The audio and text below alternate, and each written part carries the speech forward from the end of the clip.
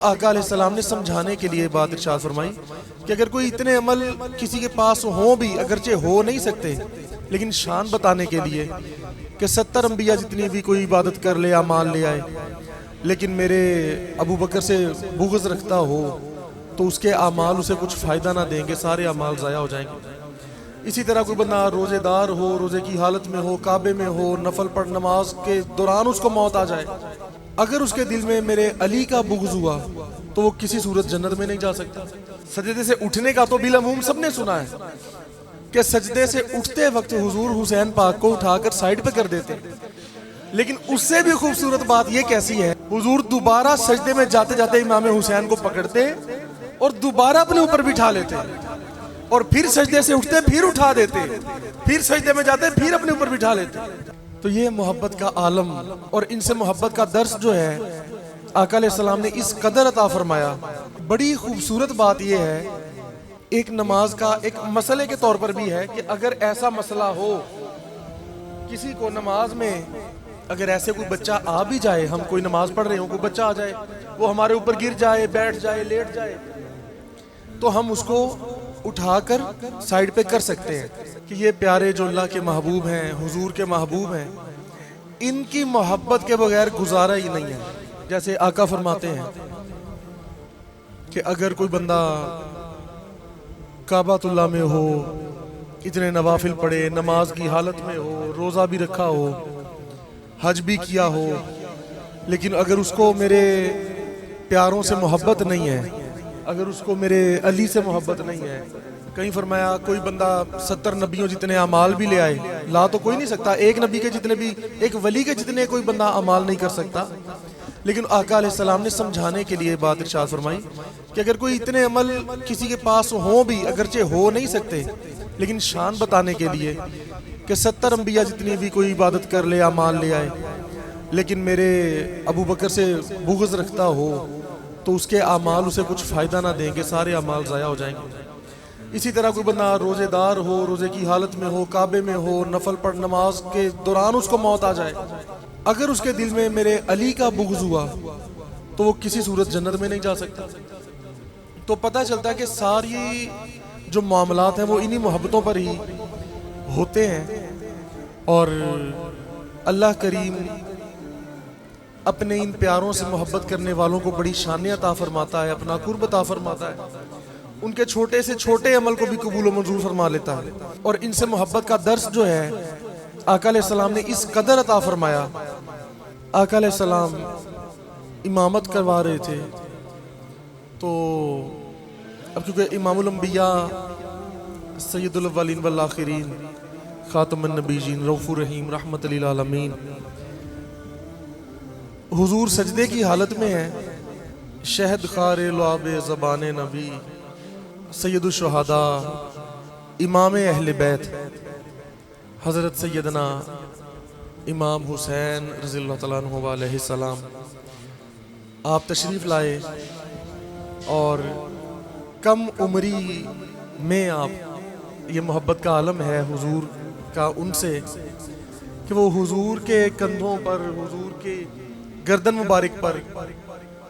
وہ آ کے بیٹھ جاتے ہیں یا لیٹ جاتے ہیں، تو حضور اب کیونکہ تسبیح پڑھ رہے ہیں صحابہ بھی، حضور بھی، تو وہ 3 بار گزر گئی سبحان ربی العالی پڑھتے پڑھتے، 7 بار، جتنی بھی گزر گئی، آخر 70 کوئی 70-72 بار کا بھی آتا ہے، تو حضور پھر امام حسین پاک کو آرام سے اٹھاتے، سجدے سے اٹھنے سے پہلے، اور اٹھا کر سائیڈ پر کھڑا کر دیتے یا بٹھا دیتے، اور پھر سجدے سے حضور اٹھتے۔ بڑی خوبصورت بات یہ ہے، ایک نماز کا ایک مسئلے کے طور پر بھی ہے کہ اگر ایسا مسئلہ ہو کسی کو نماز میں، اگر ایسے کوئی بچہ آ بھی جائے، ہم کوئی نماز پڑھ رہے ہوں، کوئی بچہ آ جائے، وہ ہمارے اوپر گر جائے، بیٹھ جائے، لیٹ جائے، تو ہم اس کو اٹھا کر سائیڈ پہ کر سکتے ہیں۔ یہ عمل تو حضور نے کر دیا، لیکن حضور یہ بھی عمل فرماتے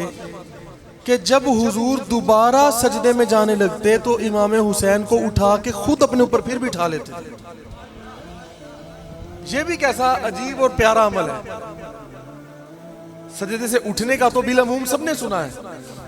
کہ سجدے سے اٹھتے وقت حضور حسین پاک کو اٹھا کر سائیڈ پہ کر دیتے. لیکن اس سے بھی خوبصورت بات یہ کیسی ہے کہ جب سجدے میں دوبارہ جانے لگتے تو یہ نہ سوچتے کہ چلو اگر وہ دوبارہ میرے اوپر آ گئے بیٹھ گئے میرا نواسا جو ہے تو ٹھیک ہے, نہیں تو نہ صحیح. حضور دوبارہ سجدے میں جاتے جاتے امام حسین کو پکڑتے اور دوبارہ اپنے اوپر بٹھا لیتے, اور پھر سجدے سے اٹھتے پھر اٹھا دیتے, پھر سجدے میں جاتے پھر اپنے اوپر بٹھا لیتے. تو یہ محبت کا عالم اور اتنی محبوبیت کا عطا کرنا, اتنی محبوبیت کا عطا کرنا, سبحان اللہ. اور خلفائے راشدین کی اہل بیت سے محبت. اور آپ نے سنا ہے پچھلی بار بھی بہت ساری احادیث بیان کی گئی تھی, حضور کا بار بار ان سے اظہار محبت کرنا, دعاؤں میں بار بار اللہ کو کہنا کہ اللہ میں ان سے محبت کرتا ہوں, تو بھی ان سے محبت فرما. پھر یہ فرمانا جو ان سے محبت کرے گا اللہ ان سے محبت کرے گا. تو بھائی صرف بات اتنی سی ہے مختصر کہ یہ پیارے جو اللہ کے محبوب ہیں, حضور کے محبوب ہیں, ان کی محبت کے بغیر گزارا ہی نہیں ہے. ان کی محبتوں کے بغیر دین کی جو حلاوت ہے, جو اس کی چاشنی ہے, جو مٹھاس ہے ایمان کی, وہ ان محبتوں کے بغیر ہم محسوس ہی نہیں کر سکتے.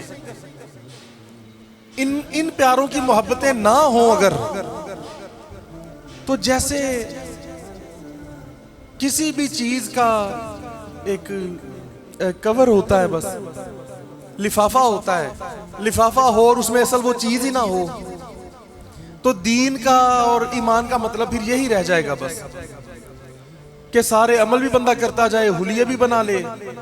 نمازیں بھی پڑھتا جائے, سارے عمل کرے, لیکن محبت نہ ہو تو وہ بہت خشک سا دین ہوگا. اس کا محبت ایمان کی حلاوت نہیں ہوگی, اس کی مٹھاس نہیں محسوس کر سکتا, لذت محسوس نہیں کر سکتا. جن جن کو یہ محبتیں نصیب ہیں سچی, ان کے ایمان کا لیول ہی اور ہے, ان کا تو مقام ہی اور ہے. تو اللہ پاک سے بس یہ دعا کرتے رہیں اور انہی پیاروں کا صدقہ دے کے, وسیلہ دے کے یہ دعا کریں کہ اللہ ان کا وسیلہ ہی تجھے پیش کرتے ہیں کہ تو ہمیں ان کی محبت عطا فرما دے. اور اگرچہ یہ دعا بہت بڑی ہے, ہم اس قابل نہیں کہ ہم یہ دعا کریں.